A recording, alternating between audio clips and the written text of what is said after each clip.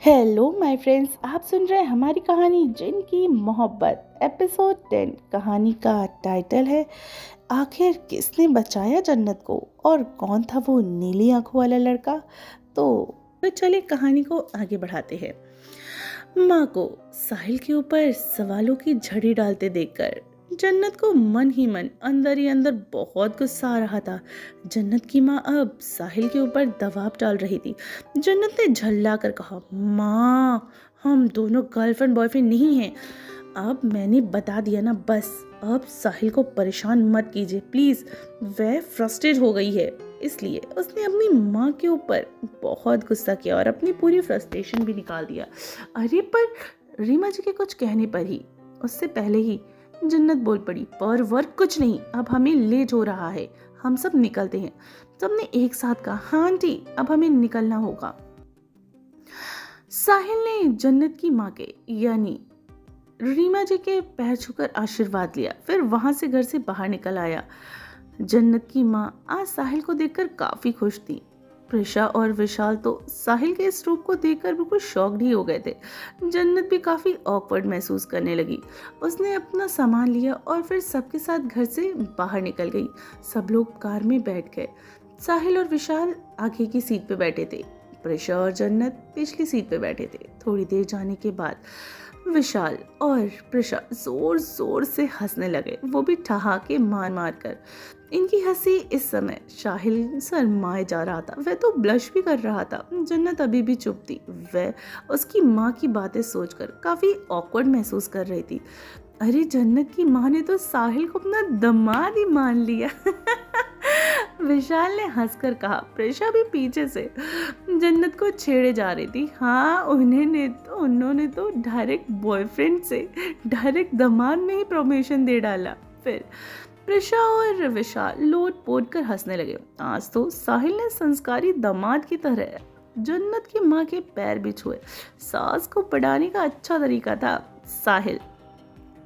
मैं तो ये देखकर काफी शॉक्ड हो गया था, विशाल ने कहा। फिर प्रिशा और विशाल दोनों खिलखिलाकर हंसने लगे। क्या यार तुम दोनों बस करो, साहिल ने चिढ़कर प्रिशा और विशाल से कहा। अरे साहिल तुम्हारे गाल तो ब्लश कर रहे हैं, प्रिशा ने साहिल को छेड़ते हुए कहा। अरे तुम भी सच में।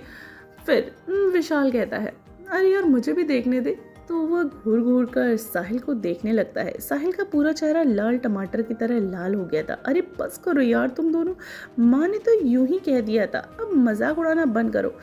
यह कहकर उसने साहिल का चेहरा देखा तो वह शर्म से लाल हो चुका था। जन्नत तो मन ही मन सोची थी, क्या यार ये साहिल भी ब्लश किए जा रहा है कब से।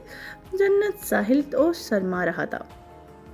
अब तू ही हाँ कर दे, प्रिशा ने भी जन्नत को चिढ़ाते हुए कहा। चुप बैठ अभी, बस हो गया। जन्नत को लग रहा था कि वह कहीं गड्ढा खोद ले और उसमें छुप जाए। विशाल अब ज्यादा मुझे चिढ़ाओगे तो मैं ड्राइविंग पर कंसंट्रेट नहीं कर पाऊंगा, फिर तुम ही चलाओ फिर कार। साहिल ने गुस्सा करके विशाल से कहा। अरे नहीं नहीं नहीं यार, अब मैं तुम्हें नहीं चिढ़ाऊंगा, सॉरी।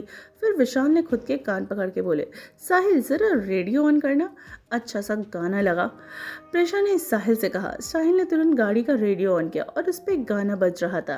बातें कुछ अनकही सी कुछ अनसुनी सी होने लगी, दिल पे काबू ना रहा, हस्ती हमारी खोने लगी, वो हो शायद यही प्यार है, शायद यही प्यार है।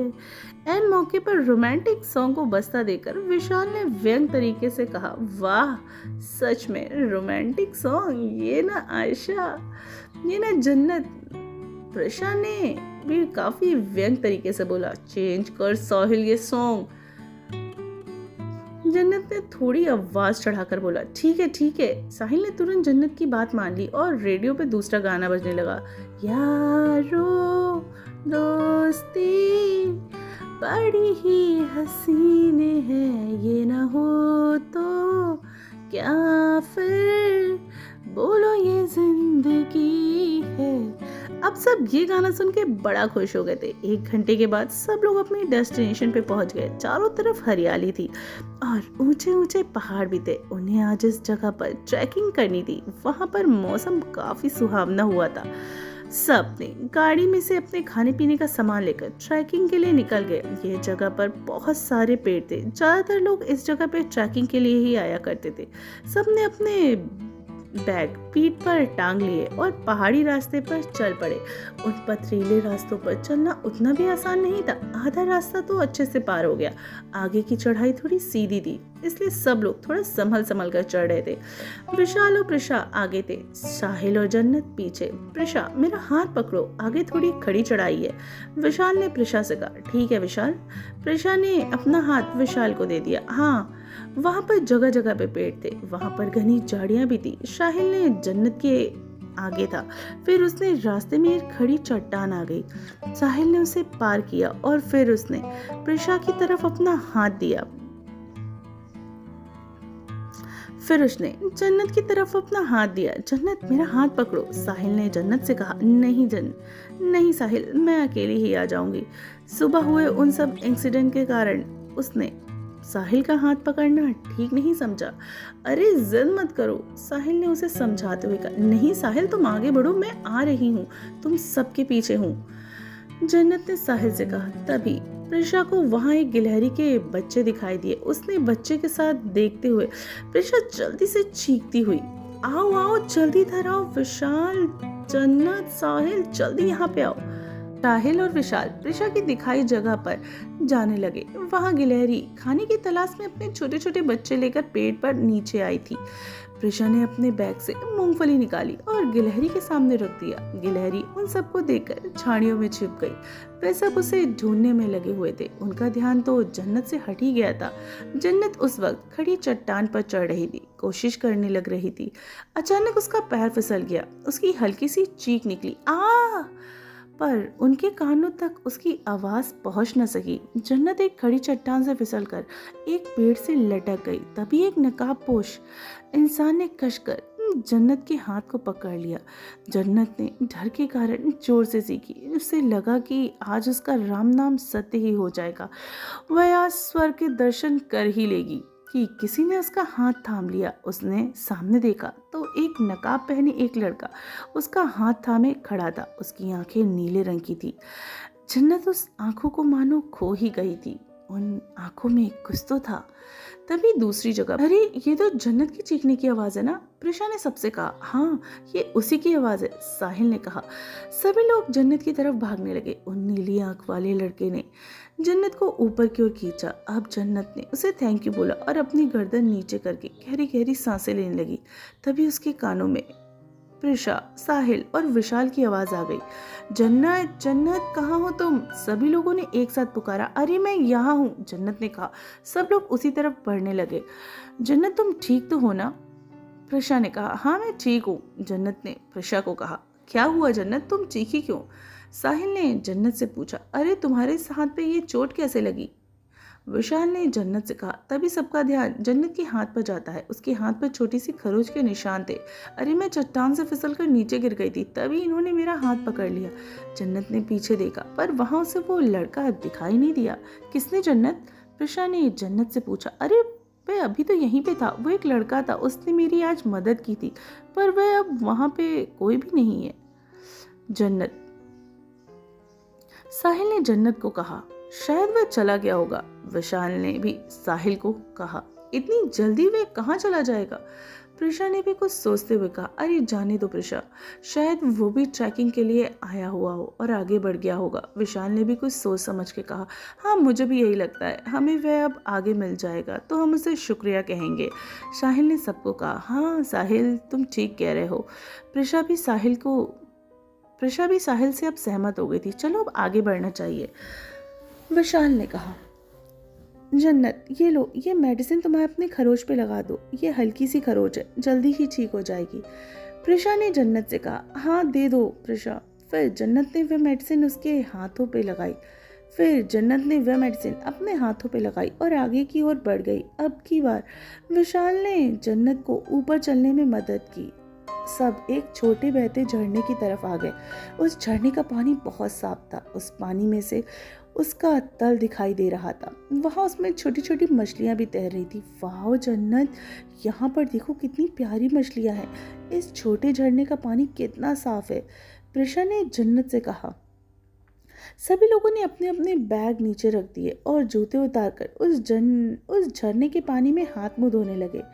जन्नत को बहुत प्यास लग रही थी। उसने बैग में पानी की बोतल थी, फिर भी उसने उस साफ सुथरे झरने में से अपने हाथों में थोड़ा पानी लिया और फिर वह पानी पी गई।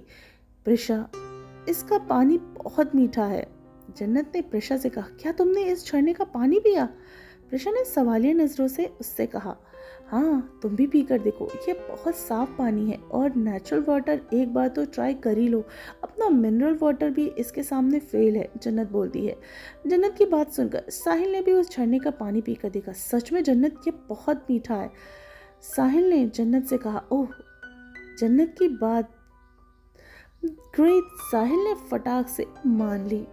प्रिशा ने व्यंग तरीके से साहिल से कहा, यार साहिल, आज तक तो तू वाटर प्यूरिफायर और मिनरल वाटर के सिवा दूसरा पानी ही नहीं पीता था, अब तूने डायरेक्ट झरने का पानी पी डाला। विशाल ने मजाकिया ढंग से कहा, तू भी पी कर देख। साहिल ने विशाल को झुकाव करके कहा, सच में जन्नत की बात तो तू मानने लग गया है। विशाल ने साहिल से कहा।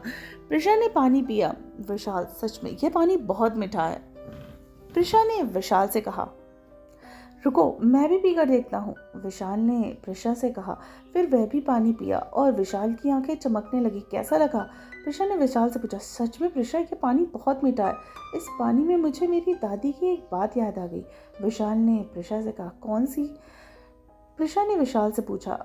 जन्नातों की जहाँ वास होता है ना, वहाँ पानी मीठा होता है और पानी के झरने होते हैं। विशाल ने सबको बताया। क्या सच में? जन्नत ने विशाल से कहा। हाँ, क्योंकि वह लोग रात के समय यहाँ पर पानी पीने और नहाने आते हैं। विशाल ने जन्नत को कहा, ऐसा कुछ नहीं होता, ये तो बस एक नेचुरल वाटर है, पहले से ही मीठा है, इसकी प्योरिटी के कारण मीठा लग रहा है। साहिल ने विशाल को कहा। हाँ, तुम्हें तो मेरी बाहर बात बकवास ही लगती है। विशाल ने मुंह बनाकर साहिल से कहा। चलो अभी आगे बढ़ते हैं। प्रिशा ने विशाल और साहिल से कहा। अब क्या होगा कहानी में आगे जानने के लिए सुनते रहिए हमारी ये प्यारी सी कहानी, जिनकी मोहब्बत सिर्फ टिनी FM के साथ।